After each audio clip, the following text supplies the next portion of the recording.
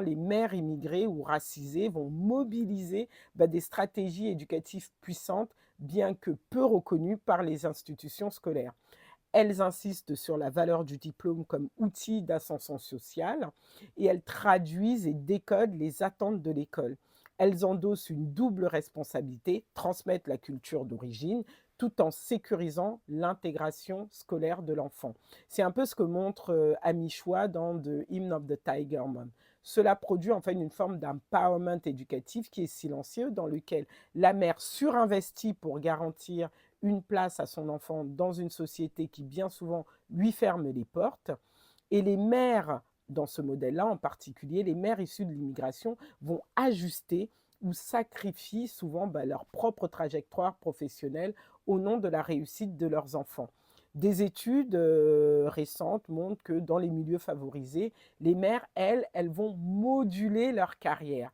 Temps partiel, flexibilité, télétravail, enfin, tous les dispositifs qui existent pour suivre de près les parcours de leurs enfants. Dans les milieux populaires, qui sont souvent précaires, on observe des renoncements plus radicaux, abandon de formation, maintien dans des emplois précaires, voire une mise en retrait social pour préserver la stabilité familiale et accompagner au mieux les enfants.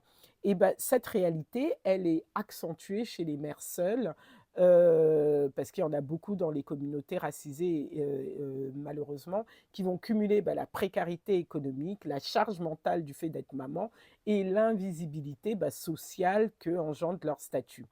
L'origine des enfants qui réussissent le mieux est très précise et converge selon certains chercheurs sur quelques éléments.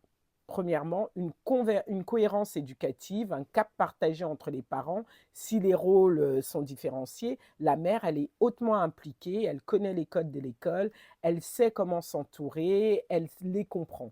Le père ou la figure masculine va valoriser l'école même sans y être totalement présent. Mais dans les faits, c'est la mère, dans tous les cas, qui fait tenir l'édifice, en particulier dans les contextes de précarité ou de monoparentalité et qui engendre en plus un certain isolement administratif. Donc en conclusion, ce que la littérature montre de façon constante, c'est que la réussite éducative passe par les mères. Pas parce que seulement elles sont naturellement proches des enfants, comme diraient certains, mais parce que la société leur a délégué l'essentiel du travail invisible de la reproduction sociale et scolaire. Mais pour aller plus loin pour les parents, car notamment les parents racisés, l'école, qu'on le veuille ou non, est un espace de pouvoir, de